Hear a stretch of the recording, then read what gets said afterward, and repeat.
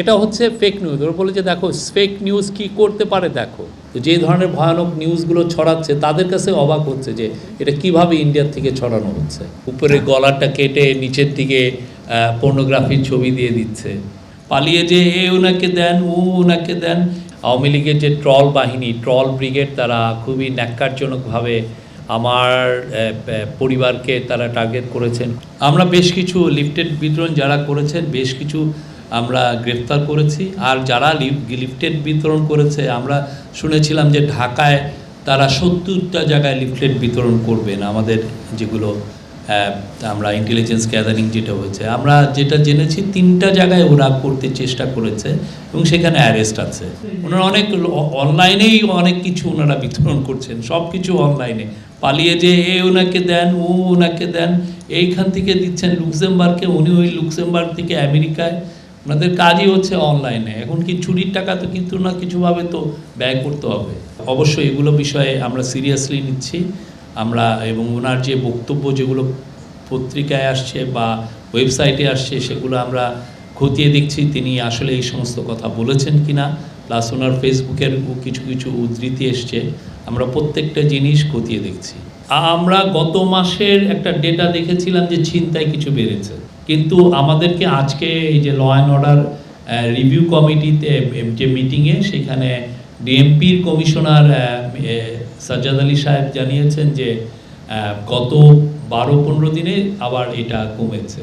আমরা স্পেশাল কিছু মেজার নিয়েছি, স্পেশাল টহলটা বাড়ানো হয়েছে, পুলিশের মধ্যে মনোবল ফিরে এসছে এবং আমরা নিশ্চিত যে এটা সামনে এটার আরও রেজাল্ট আপনারা দেখবেন। আওয়ামী লীগের যে ট্রল বাহিনী, ট্রল ব্রিগেড, তারা খুবই ন্যাক্কারজনকভাবে আমার পরিবারকে তারা টার্গেট করেছেন, খুবই ন্যাক্কার। আমরা জানি তাদের ক্যারেক্টার কীরকম, এটা তো আর নতুন কিছু না। এবং সবচেয়ে আনফর্চুনেট যারা এগুলো করছেন তাদের সাথে ওনাদের prime minister, former prime minister ইয়েও করছেন, মিটিংও করছেন। তাহলে ওনার রুচিটা কোথায় দেখেন।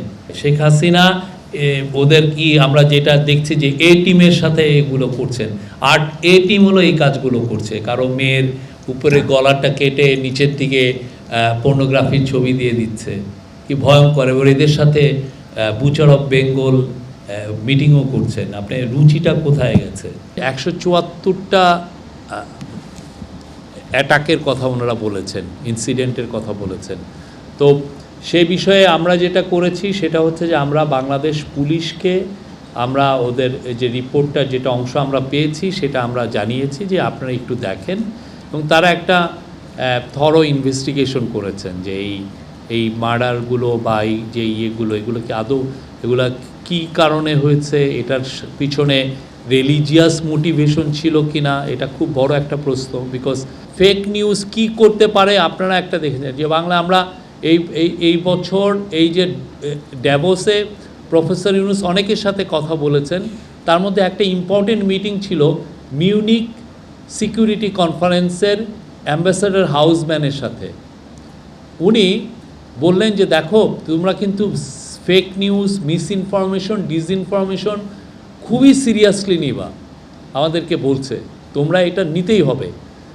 এক ফেক নিউজের কারণে তারা বলল যে এই যে রোহিঙ্গা যে ক্রাইসিসটা হয়েছিল এটা হচ্ছে মায়ানমারে এবং রাখাইনে দিনের পর দিন, weeks after week, months after months, যে ওরা ফেক নিউজ ফেসবুকের মাধ্যমে বা অন্যান্য সোশ্যাল মিডিয়ার মাধ্যমে রোহিঙ্গাদের উপরে যে ফেক নিউজগুলো করেছে তার আলটিমেট রেজাল্ট হচ্ছে যে তারা মিলিটারি ক্র্যাকডাউন করে রোহিঙ্গাদেরকে বের করে দিয়েছে এবং আমাদের এখন বাংলাদেশে 10 লক্ষ রোহিঙ্গা আমাদের এখানে আছে। এটা হচ্ছে ফেক নিউজ। ওরা বলে যে দেখো ফেক নিউজ কি করতে পারে দেখো। মিডিয়াম আছে, ইন্ডিপেন্ডেন্ট নিউজ হাউস আছেন, টিভি হোক, ওয়েবসাইট হোক বা নিউজ পেপার হোক, আমরা চাই যে আপনারাও এটা নিজের থেকে ইনভেস্টিগেট করে দেখেন কি হয়েছে, কী কারণে মারা গেল। যে নাম্বার 23টা মৃত্যুর কথা ওনারা বললেন, কি কারণে মৃত্যুগুলো হলো। ইন্টারন্যাশনাল যারা বড় হিউম্যান রাইটস গ্রুপ আছে তারাও, আমরা খুবই ওপেননেসে বিশ্বাস করি, আমরা ট্রান্সপারেন্সিতে বিশ্বাস করি, আমরা তাদেরকে অনুরোধ করছি আপনারা এটা দেখেন। আমরা যখন ড্যাভোসে গিয়েছিলাম আমরা দেখলাম যে অনেক বড় বড় সাংবাদিক তারাও বলছেন যে ইন্ডিয়ার থেকে এটা হচ্ছে কিভাবে হয়। এবং তারা অবাক হয়ে যাচ্ছে যে কি ভয়ানক রকমের নিউজ ওইখান থেকে মানে মিস ইনফরমেশন ছড়াচ্ছে। বিকজ সবাই তো প্রফেসর ইউনূসকে চিনেন, ঠিক না? এই অ্যাডমিনিস্ট্রেশন একটা ট্রান্সপারেন্ট ওপেন একটা অ্যাডমিনিস্ট্রেশন।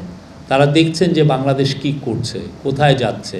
তো যে ধরনের ভয়ানক নিউজগুলো ছড়াচ্ছে তাদের কাছে অবাক হচ্ছে যে এটা কিভাবে ইন্ডিয়ার থেকে ছড়ানো হচ্ছে।